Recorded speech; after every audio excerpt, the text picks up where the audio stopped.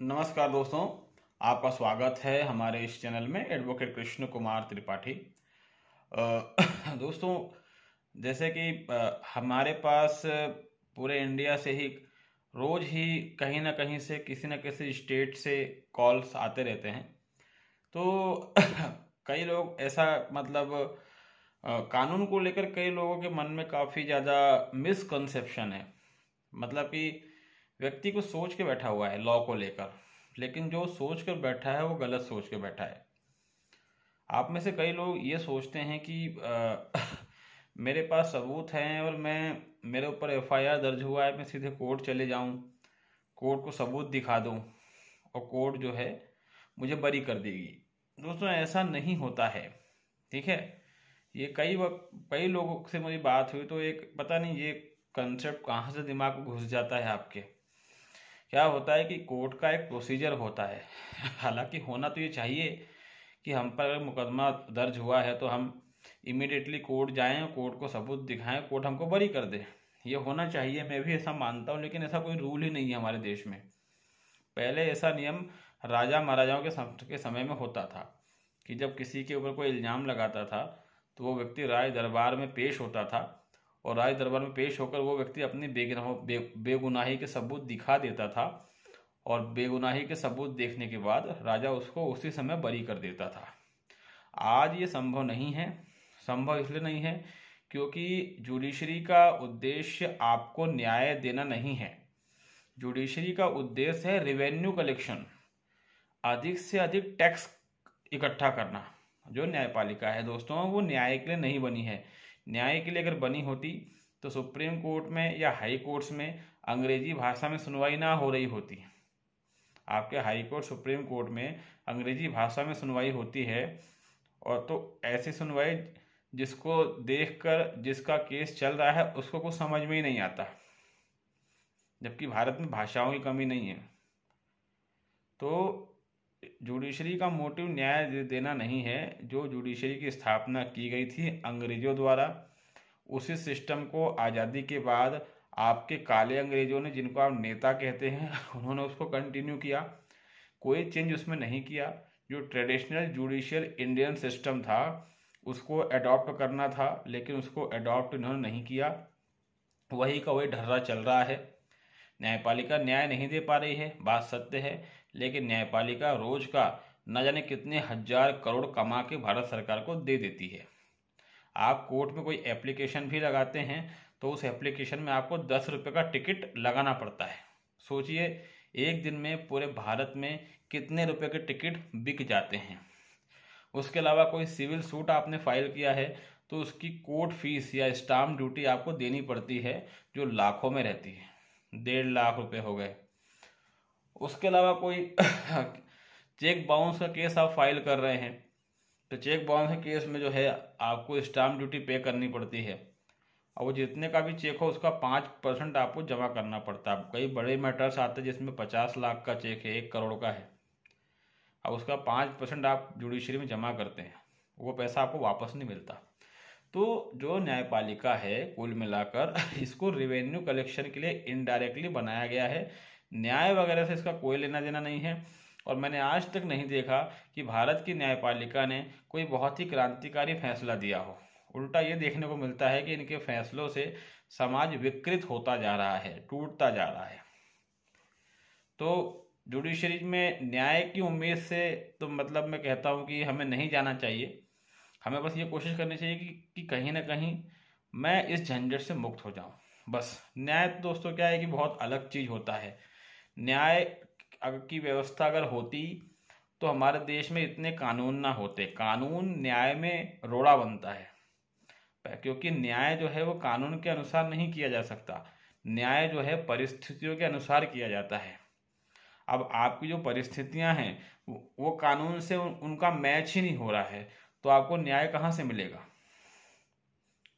ये बात बहुत समझने की बात है ये, क्योंकि आपके देश में ऐसी कई परिस्थितियां हैं, कई इंसिडेंट ऐसे होते हैं जिसको लेकर कानून बना ही नहीं है, तो जज हाथ खड़े कर देते हैं, कहते हैं कि अरे हम तो इसमें कुछ कर ही नहीं सकते क्योंकि इसको लेकर तो कोई लॉ ही नहीं है। मतलब कुल मिलाकर एक पंगु न्याय व्यवस्था बना के रखी गई है, जहां पर न्याय जो है उसके गले में कानून का पट्टा है।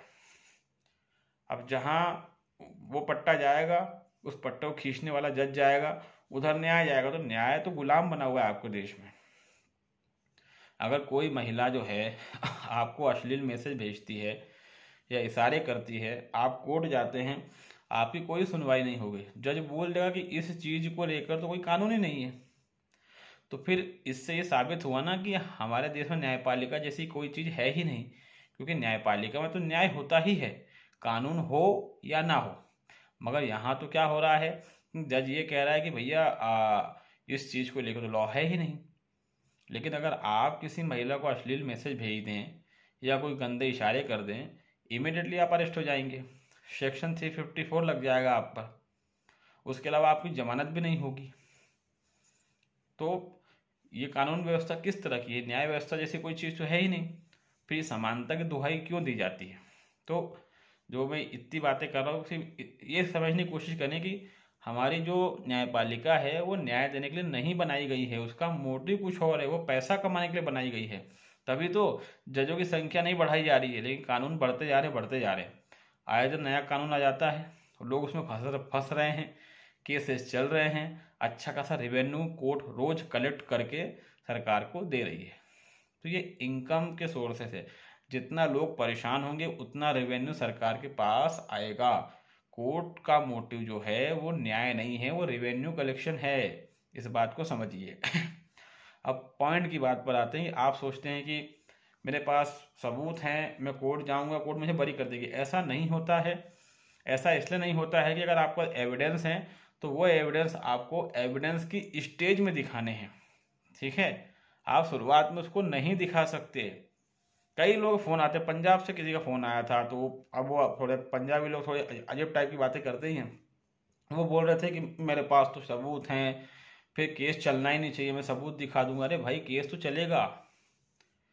कोई भी क्रिमिनल केस जो है जब भी फाइल होता है उसमें पहले एफआईआर होती है, फिर चार्जशीट फाइल होती है, फिर क्या कहते हैं चार्ज फ्रेम होते हैं, उसके बाद जो उसमें पीड़ित पक्ष है उसके बयान वगैरह होते हैं, उसके गवाहों के बयान होते हैं, फिर उसका क्रॉस एग्जामिनेशन आप करते हैं। उसके बाद वो जो केस है वो आता है मुलजिम बयान पर। मुलजिम बयान मतलब जो आरोपी है उसके बयान पर वो केस आता है। वहां पर आपको अपने सबूत दिखाने पड़ते हैं, ठीक है। तो ये कहना कि मेरे पास एविडेंस है, मैं कोर्ट को दिखा दूं, कोर्ट मुझे बरी कर दे, ऐसा नहीं होता। एविडेंस की स्टेज में ही आप अपने सबूत दिखा सकते हैं। तो इस बात को गांठ बांध लीजिए, क्योंकि कई लोग बड़ी अजीब बात करते हैं। और रही बात ये कि मैं हाई कोर्ट चले जाऊँ, तो हाई कोर्ट आप डायरेक्ट नहीं जा सकते। हाई कोर्ट बना हुआ है निचली अदालतों के फैसलों की समीक्षा के लिए, इंस्पेक्शन के लिए। आप डायरेक्ट हाई कोर्ट नहीं जा सकते। अगर डायरेक्ट हाई कोर्ट आप जाएंगे, हाई कोर्ट आप पे 1,00,000, 2,00,000, 50,000 जुर्माना ठोक देगा, तो आपकी अकल ठिकाने लग जाएगी। डायरेक्ट हाई कोर्ट कोई नहीं जा सकता। डायरेक्ट हाई कोर्ट आप जा सकते हैं अगर आपको रिट लगानी हो। अभी रिट क्या होती है मैं फिलहाल तो नहीं बता पाऊंगा, वो एक अलग चीज है। या आपको PIL लगानी हो तो आप डायरेक्ट हाई कोर्ट जा सकते हैं, लेकिन बाकी मामलों में आप डायरेक्ट हाई कोर्ट नहीं जा सकते। आप 482 में भी डायरेक्ट हाई कोर्ट नहीं जा सकते। आपको 482 में पहले 482 में आप किस ऑर्डर को चैलेंज कर रहे हैं, आपको ये तो बताना पड़ेगा ना। निचली अदालतों में कोई ऑर्डर लगाया जाता है, उसको फिर चैलेंज करने के लिए, अपने मन मुताबिक फैसला करवाने के लिए आप 482 लगाते हैं। तो ऐसी बहुत सारी चीज़ें हैं फ्रेंड्स, ठीक है। और इसीलिए कई लोग बोलते हैं कि मैं सीधे हाई कोर्ट चला जाऊँ। हाई कोर्ट के पहले तो आपको नीचे बताना पड़ेगा ना। हाई कोर्ट जो है वो अपील या रिवीजन या रिव्यू इसको सुनने के लिए बनाई गई है। हाई कोर्ट में केस नहीं चलते, ट्रायल नहीं चलते।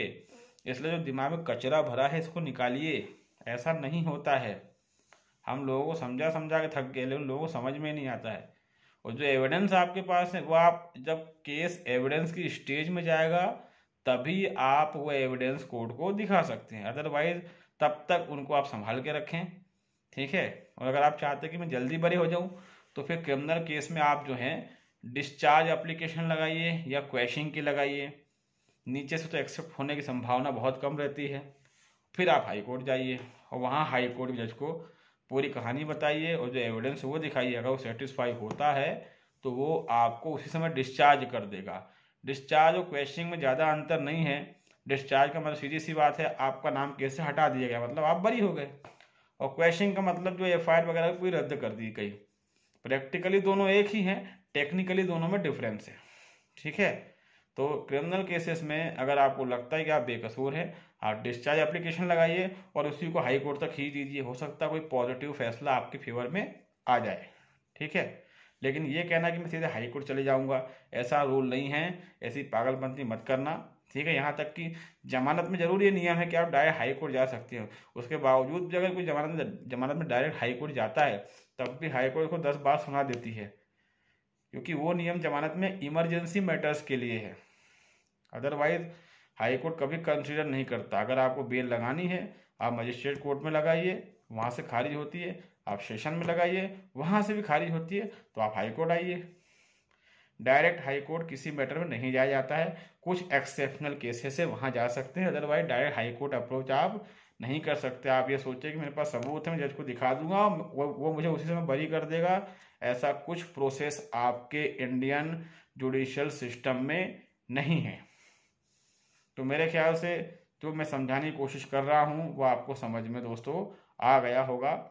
और अगर आप हमारे चैनल में नए हैं तो इसको लाइक करें, इसको सब्सक्राइब करें, इसको शेयर करें। तब तक के लिए दोस्तों बहुत बहुत